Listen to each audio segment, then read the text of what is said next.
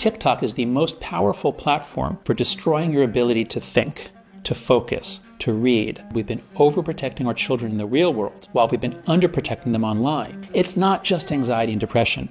It's also the inability to pay attention. It's sleep problems. It's difficulties learning, difficulties reading, difficulties focusing. I think TikTok is a big part of the reason why humanity is actually getting stupider. Vous datez l'aggravation de l'anxiété chez les jeunes à l'année 2010. Que s'est-il passé cette année-là? Big changes in technology always have big changes on society. And there has never been a faster change than between 2010 and 2015. In 2010, teenagers had gone through puberty with a flip phone or a basic phone, and they used it to call and text their friends, and their mental health was fine. But if you were born in the year 2000, you're Gen Z, you went through puberty with a smartphone. Around 2012 is when most kids get a smartphone. With Instagram, around 2012 is when Facebook buys Instagram. It gets very popular. With high-speed internet, with a front-facing camera. So people who went through puberty online, on Instagram, always looking at their phone, they come out much more anxious and depressed, much more fragile. 2010 to 2015 was the great rewiring of childhood. Comment pouvez-vous être sûr que cette aggravation est bien liée au smartphone et non au réchauffement climatique ou à l'insécurité de l'emploi, par exemple? So we're faced with a global mystery, which is that around 2012, plus or minus a little bit, around 2012, mental health plunged for teenagers around the world, especially among girls. And why did this happen? I proposed a theory, which is the great rewiring of childhood. It's when teens went from having flip phones and real-life conversations to having smartphones that they looked at all the time. That's my theory. That phone-based childhood led to a loss of friendship, a loss of eye contact, a loss of exercise, a loss of sleep, and rising feelings of loneliness. What are the other explanations? Some people say, well, depression and anxiety, they're caused by poverty and racism and drug addiction and all sorts of other things. Okay, but why did girls all around the Western world suddenly experience more racism and poverty in 2013 than I had in 2010? It doesn't make any sense.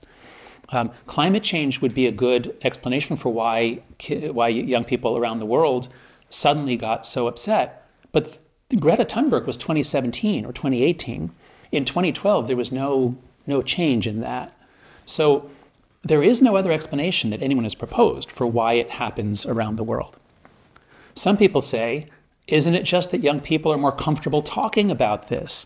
And so it looks like the numbers are going up, but really it's just a change in their willingness to disclose. And that's a good thing. If that was true, then we would only see these sharp spikes in self-report data when we ask kids about their mental health. But here's the graph for hospitalizations for self-harm. These are girls especially who cut themselves and were hospitalized. It looks exactly the same. No change in the early 2000s, all the way through 2011 and 2012, and then it goes up very sharply. In the US and the UK, exact same pattern. In Canada, Australia, very similar. So it's not just self-report, it's also behavior. And also, if it was just destigmatization, that's been happening since the 1980s. It used to be very shameful to go to a psychiatrist or a psychologist. That stigma has been dropping decade after decade for 3 or 4 decades. But mental health stats were fairly steady. And then all of a sudden, in 2012, everything gets destigmatized. It doesn't make any sense. So I don't think that changes in diagnostic criteria can explain why we have a coordinated, gendered increase in anxiety-related behaviors and feelings and self-report around 2012-2013. There is no other explanation I've heard. Comment se manifestent ces troubles? On parle de dépression, de pensées suicidaires, aussi beaucoup d'automutilation. Que voyez-vous le plus? Well, in terms of quantity, by far the most common is anxiety. Just generalized anxiety disorder, social anxiety. On social media, you can find videos of young people, especially young women, talking about how anxious they are to open the door for the pizza delivery person. They called for a pizza, the pizza comes, they have to open the door to take the pizza from a person. And they're filming themselves doing this to show their audience how anxious they are. We don't want to stigmatize mental illness, but we don't want to valorize it either. We don't want young people being raised to think, the more anxious I am, the more support I'll get, the more followers I'll get. And so anxiety is by far the most common. Among girls, something like 40% in America, 40% have an anxiety disorder. Depression is the next most common. It's very devastating, and that's more connected to suicide than is anxiety. And then you also get eating disorders, which are a little less common. So there's a variety of disorders, what we call internalizing disorders, especially anxiety and depression. That's what goes up the sharpest. There are other mental consequences of this, especially related to attention. The fragmenting of attention is a separate topic. But if we focus on mental health, it's primarily anxiety and depression. À quel moment précis vous êtes-vous rendu compte qu'il y avait un problème chez les jeunes? It was January of 2014 when I first noticed students taking offense at everything. They were living in a world of threat. They saw books and words and speakers and ideas as threats. This began very suddenly around 2014. And my friend Greg Lukianoff also noticed it, and he came up with a theory, which was that somehow young people are learning to do the cognitive distortions that he had learned to stop doing when he was treated for depression with cognitive behavioral therapy. So he and I began to study this in 2014, 2015. We could see that the students were different. We didn't know that they were Gen Z. We thought they were millennials back then. And we came to see that overprotection is a big part of the story. In America, we overprotect our kids. We don't let them be exposed to risk or threat or exclusion. And they come to college and they are easily harmed. They're easily offended. So that's when I first noticed something is going wrong with young people. At the same time, all over America, our mental health centers were flooded. It wasn't like that in 2012, but by 2015, all of the counseling centers, the therapy centers, they were all full. So something was going on with Gen Z, but we didn't know if it was social media. The timing was right, but we had no direct evidence. But over time, I kept collecting the evidence, experiments, correlational studies, surveys of young people, confessions by the founders of the tech companies that this is what they did. And by 2019, it was becoming clear to me that it wasn't just overprotection, that it was the change, the very rapid movement of children onto social media platforms around 2012. Of course, they were on Facebook earlier, but on their parents' computer, you couldn't be on it all day long. It's when the phone moves to the center of their lives, everything's on social media, boom, that's when mental health collapses in many countries around the world. Ce phénomène touche-t-il les différentes classes sociales de la même manière? In the United States, we have very good data. We have longitudinal studies that have been tracking large groups of kids since the 1970s. And so we can see how do different groups fare. And the answer is that this hit all groups: boys, girls, black, white, Asian, Latino, LGBTQ, everybody. Everybody goes up. There are some differences. One thing that we know is that people from low social classes spend a lot more time on their devices. And people with a single mother, with a single parent, the family doesn't have a lot of resources. They tend to just give the kid an iPhone, give the kid an iPad. That'll keep them quiet. So in terms of depression and anxiety, they're not necessarily doing worse. Everybody is up. But in terms of educational outcomes, what we're seeing in the United States is that the rich kids, since 2012, the rich kids have not gotten stupider. They're about the same as they used to be. But the bottom quarter is going down and down and down. And that did not start with COVID. That started in 2012. So we can see that the cognitive damage, the educational damage, is hitting poor kids the most. This seems to be true in other countries as well. Educational attainment had gone up for a long time in the Western world. It's going down, not since COVID, since 2012. Something is going badly wrong across the Western world. Peut-on dire que ce phénomène affecte les pays du Sud de la même façon qu'il affecte les pays occidentaux? We don't know. We don't have good data. We don't have longitudinal studies that track it. There are a few data sets. There's a Gallup data set that has some representation of the world. It looks like there is a global effect. One set of research findings from an economist named Danny Blanchflower finds that happiness used to be U-shaped. That is, the happiest people are generally old people, believe it or not. They're the calmest, the most well-adjusted. And the second happiest people have always been people in their 20s, young adults. They have the world ahead of them. They have very good health. And it's middle-aged people who are the least happy. So happiness has, for a long time, had a U-shaped curve. But what Blanchflower has found is that in the last 20 years, if you compare data sets from 10 years ago or more to those in the last 10 years, what you find is that the curve is now like this. The least happy people are now young people. Old people haven't changed. They're still the happiest. But young people went from being the second happiest to being the least happy. So that appears to be happening not just in the West. That appears to be happening around the world.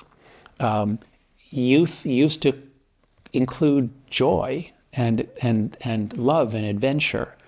And now it's mostly spent on screens. And young people are not very happy. Le TikTok chinois est différent du TikTok occidental.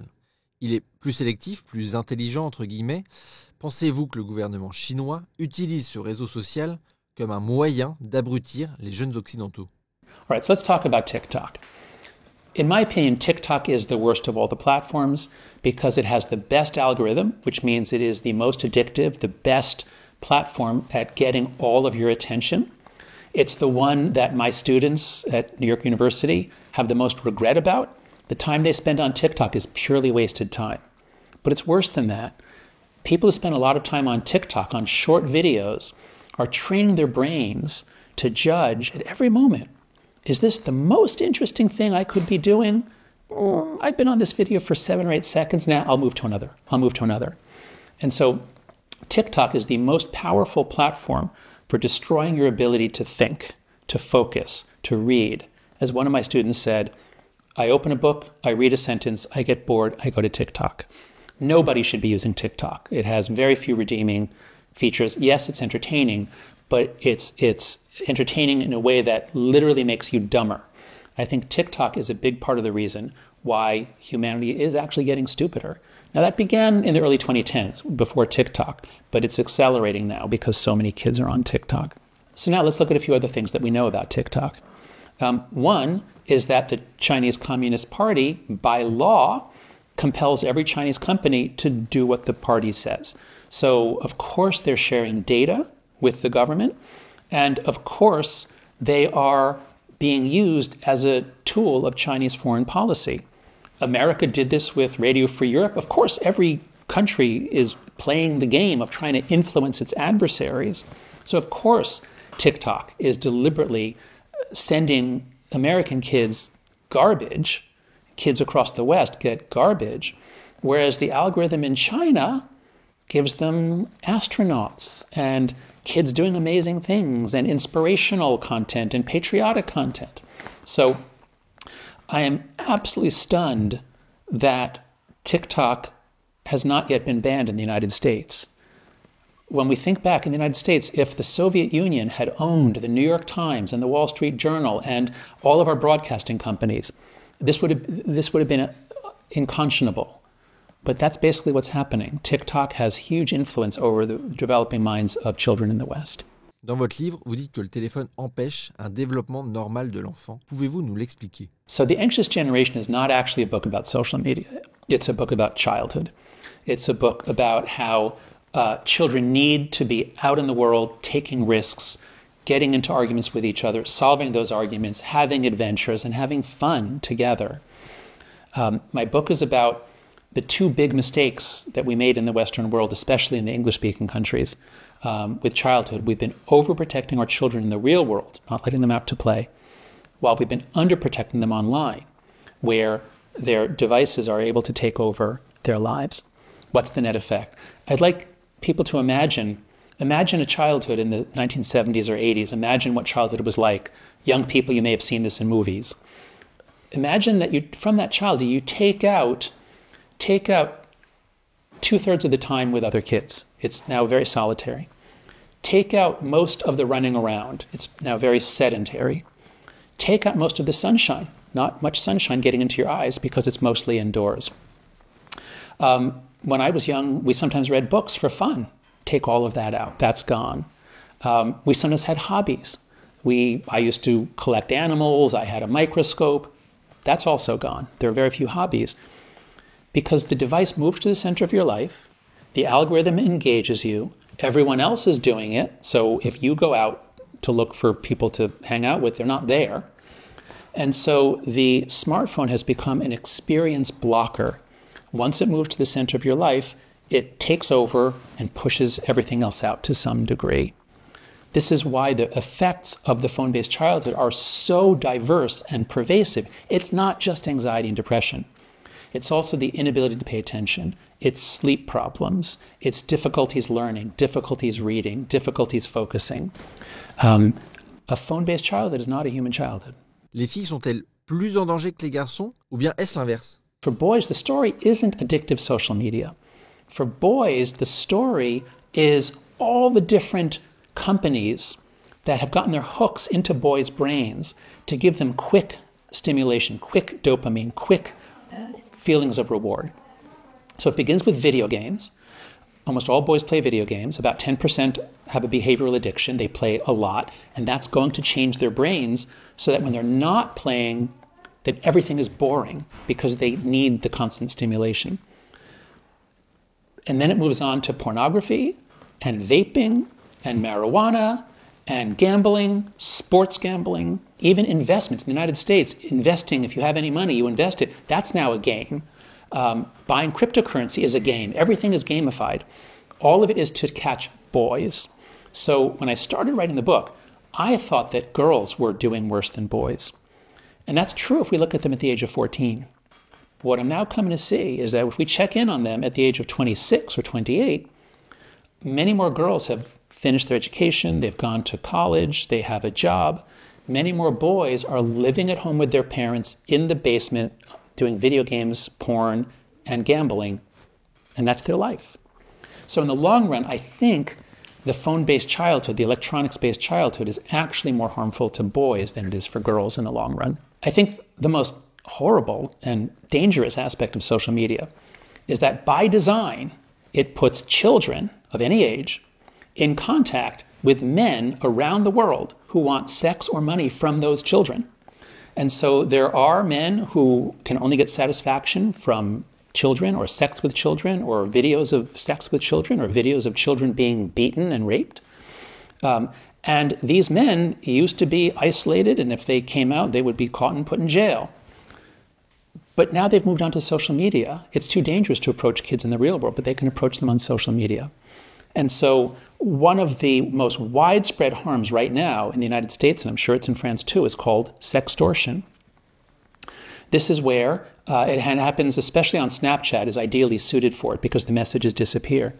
This is where somebody who's a friend of a friend is linked to you, you connect with them, and it's a sexy girl, and you're a 15-year-old boy, and you're flirting, and you think this is great, she's interested in me, and then she sends a sexy photo, and you send a sexy photo, and then when you send a photo showing your penis and your face, he's got you. The sextortionist has you, and he says, give me $500 now, or I will send this to everybody you know, and I know many of the people, I now can see all the people in your network. And this happens thousands and thousands of times a month just on Snapchat, let alone Instagram and other platforms. And some of these boys have killed themselves because the shame is so great. So the very idea of putting children into contact with strange men who want sex and money is insane, completely insane. This is why I say we have to have a simple rule. No social media until 16. It's just wildly inappropriate for children. It just exposes them to sexual predators, and we haven't even talked about drug dealers, drug gangs. And the main way I think that children die in the United States from social media is they buy drugs on Snapchat which are not pure. And because there's so much fentanyl coming into the United States, it's very, very cheap. And so if they buy a tranquilizer or Percocet or any sort of pill, sometimes it'll have so much fentanyl in it that they die. Les contenus étaient autrement plus violent sur Internet il y a une vingtaine d'années, avec des sites de vidéos gore comme rotten.com par exemple. Pourtant, les jeunes sont aujourd'hui plus anxieux qu'autrefois. Le type de contenu consulté sur les écrans est-il important? When we look at how technology affects people, and especially children, most people focus on the content. They're completely focused on, is there violence on TV? That's going to make the kids violent. But the great media theorists of the 20th century, such as Marshall McLuhan or Neil Postman, they said, don't focus on the content.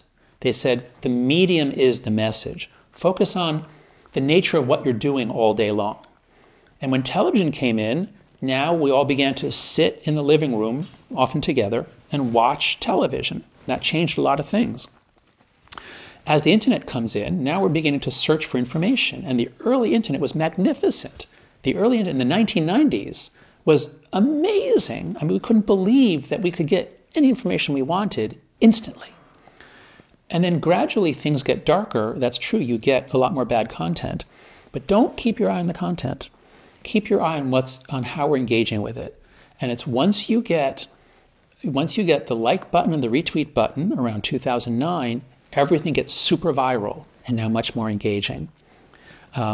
Once you get a smartphone in your pocket, now it becomes something that you can do literally 12 hours a day, whereas before when you're sitting at a computer, it wasn't. So it's the change in the nature of daily life involving less time with people, less time exercising, less time in the sun, less time reading books, less time talking with other human beings. It's those kind of changes that really change the character and the mental health and the social abilities of Gen Z. Dans votre livre, vous faites un parallèle entre les géants des réseaux sociaux, Meta, TikTok, et l'industrie du tabac au XXe siècle. Peut-on même dire que ces géants des réseaux sociaux sont plus puissants aujourd'hui que ne l'étaient les industries du tabac au XXe siècle? Many people are beginning to talk about what we call the big tobacco moment. There was a moment in American history, I think it was in the 1990s, when the executives of all the tobacco companies were lined up in Congress and where they were asked, is tobacco addictive? And they said, no, no, no, no. But they knew it was addictive. Again, I don't remember exactly when that moment occurred, but it's an iconic image that Americans have of the tobacco executives. We have now had the exact same image with all of the social media executives several times, saying to Congress, it's not addictive. As Mark Zuckerberg said, the scientific evidence does not support a causal connection. He said that. At the same time, the tech companies, and I mean the social media companies, are doing what the tobacco industry did. They're funding researchers, they're funding research institutes, they're giving research awards to professors who do research that they like. They're trying to cause confusion.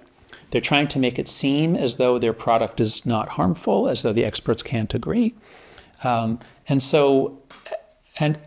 the same time, their business model requires children, just as the tobacco companies did.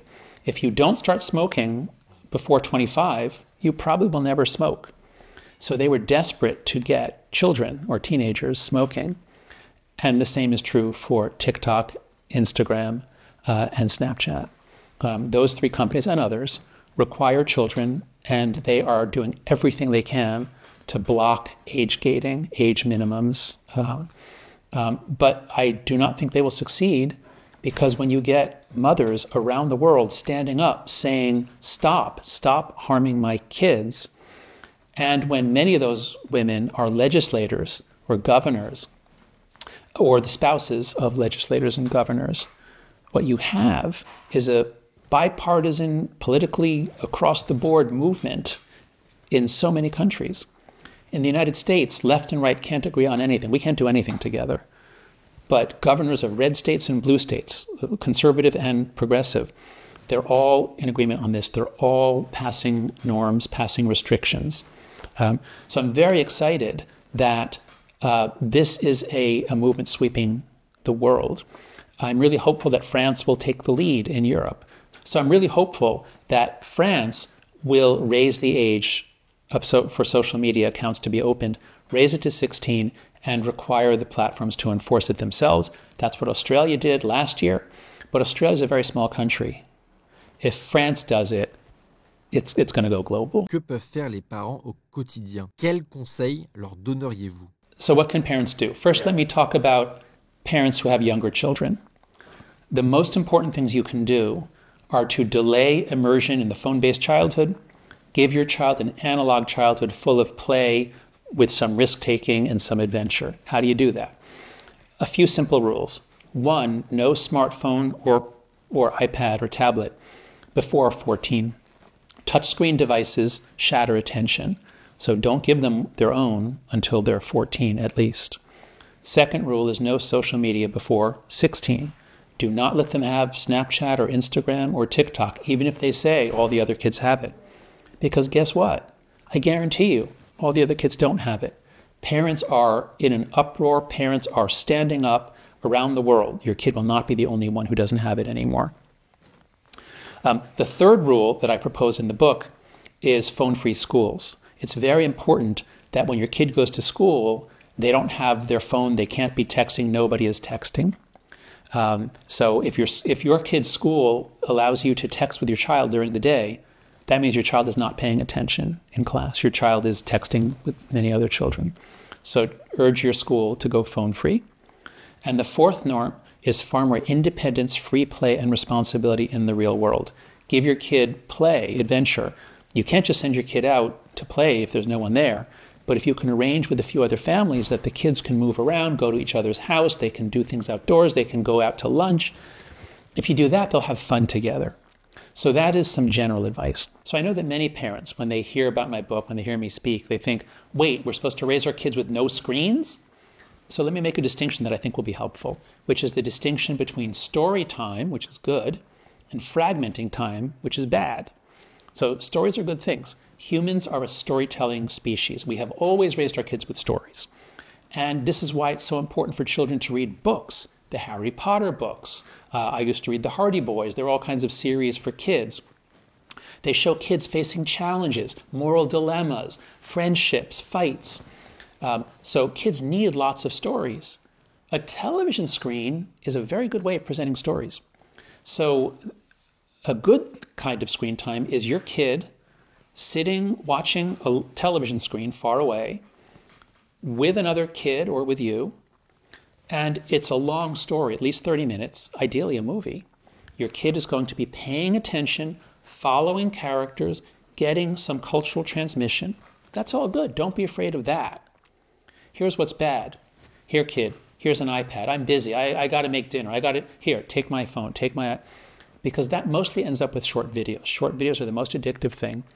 And even if it's not short videos, your kid will be switching from app to app to app. They learn to not pay attention. They learn to seek out maximum stimulation. So my advice is story time is fine. Let your kids watch movies. Let them be exposed to good quality stories. iPad time or iPhone time is bad.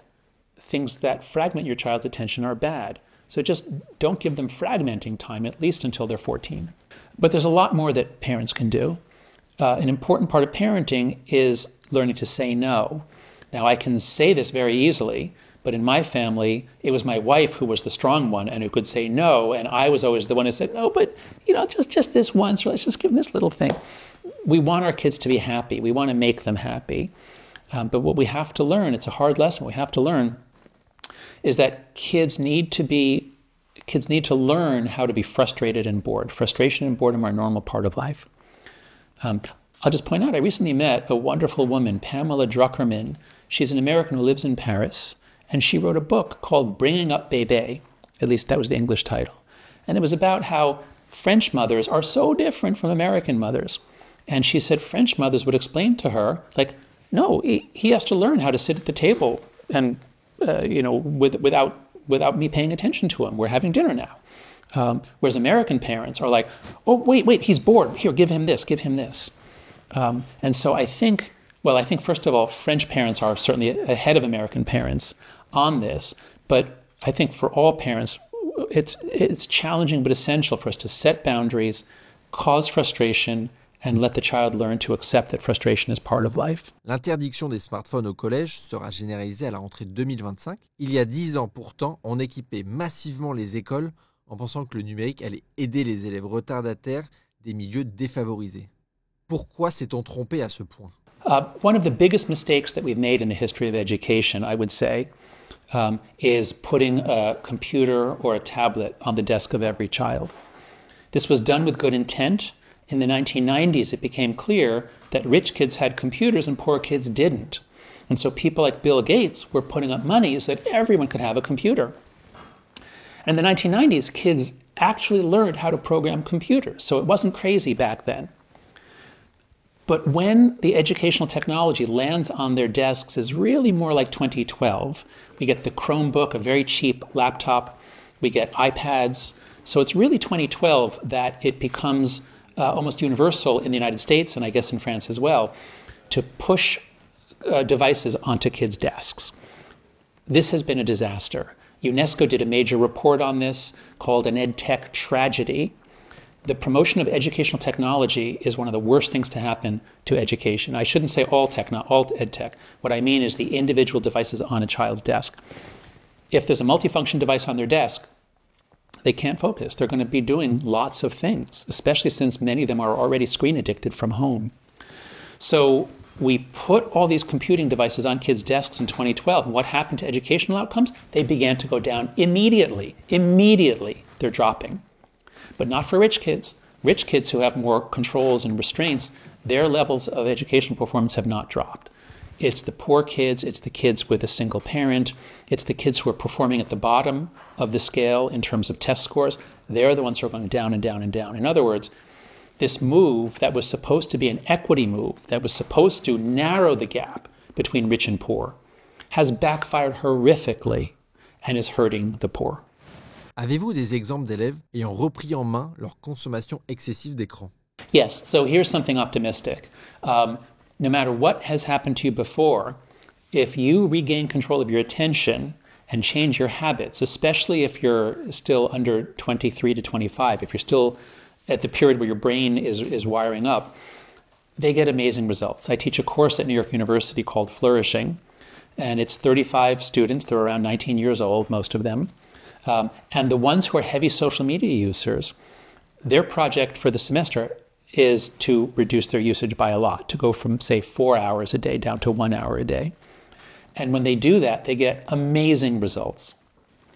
They almost always say, I have so much time now, and I can do my homework in much less time because I can focus. And now that I have an extra 3 hours a day, I'm playing guitar again, and I'm going out with my friends in the evening. And it seems as though your attention is shot. But if you go a few weeks away from social media, away from fragmenting applications, you can regain control of your attention. The easiest thing to do to start, move all social media off of your phone. Just don't have it handy at every moment. Just move it onto your computer, and then you'll probably find that you don't even need most of the platforms. You can probably quit all but one of them, and maybe even all of them. And we often have reports in the United States of teenagers who did that and have amazing results. There's a club in New York City called the Luddite Club. The Luddites are people who were anti-technology in the 19th century. And these are high school kids who have decided to trade in their smartphone for a flip phone, a basic phone, and they do things together in the real world. They're having fun. So Gen Z is not in denial. Gen Z, young people, they see what's happening. They know what's happening. And increasingly, they're turning in their smartphones and saying, just give me a flip phone so I can communicate with my friends and my family. Le sport peut-il être une solution pour lutter contre l'addiction aux écrans? Cela permet-il également d'apprendre le sens de l'effort? Vous dites que les jeunes, aujourd'hui, sont surprotégés. One of the most important facts about child development is that humans are anti-fragile. We're not fragile. We actually are the opposite of fragile. We need setbacks and challenges and hard work in order to wire up our brains, in order to learn new ways of dealing with challenges, in order to grow. Technology makes things easier. It's great for adults to have technology that takes the work out of life. But children need to do hard things. Children need challenges. They need to do hard things over and over and over again in order to develop adult capacities. this is one of the concerns that I have about technology creeping into all of the places that children are, all of the places where children are supposed to be learning and growing. It's not just in the family, it's also in the school. And I hear it's happening a lot in churches and other religious organizations. Kids are on their phones even in church. So kids need to learn to do hard things. That includes sports, it includes physical challenges, it includes paying attention for an hour. And when the technology frees them from that, it harms their development. Est-ce plus difficile d'appliquer ces conseils en ville qu'à la campagne? In the English-speaking countries, we don't trust our neighbors as much as we used to. We have lost a lot of social capital since the 1970s. And so many of us are afraid to just let our kids hang out outside. And there are some reasons why kids aren't welcome everywhere. Sometimes kids shoplift, and so stores don't want kids in them. So we will have to be much more intentional about how we give kids freedom. Here's the simplest idea of all. Just keep the playground open after school. For younger kids especially, just keep the playground open after school. Parents trust that the kids are safe if they're at the school playground. I urge parents and teachers to go to letgrow.org. It's an organization I co-founded with a woman named Lenore Skenazy. And we offer advice on how to let your kids be free range, free roaming, have more play. So that's one idea. Another is just let them plan their afternoon as a group. Now, maybe they can't go into stores. Maybe they can't go bowling or play pool. Maybe they're not allowed in. But they could at least move around between each other's homes. There must be an ice cream store they could go to. They can do things. It's harder than it was when I was a kid, but there are still things they can do, even in New York City and Paris.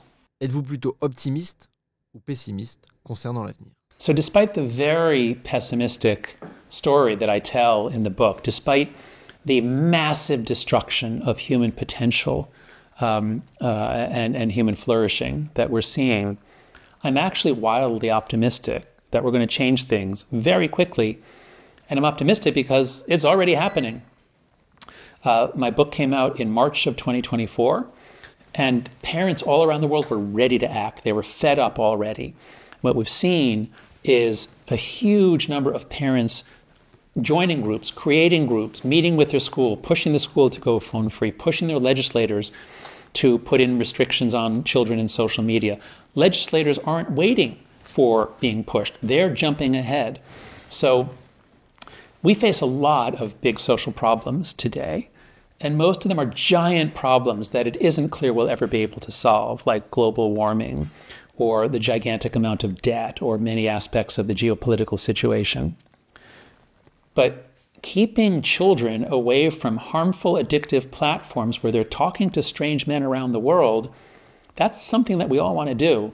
There isn't really any opposition other than 3 tech companies. And so what I'm seeing so far is a rate of social change beyond anything I've ever seen. I think we're going to win. I think we're going to change a childhood, roll back the phone-based childhood, and give children a more human childhood, more fun. And I think it's going to really happen this year, 2025.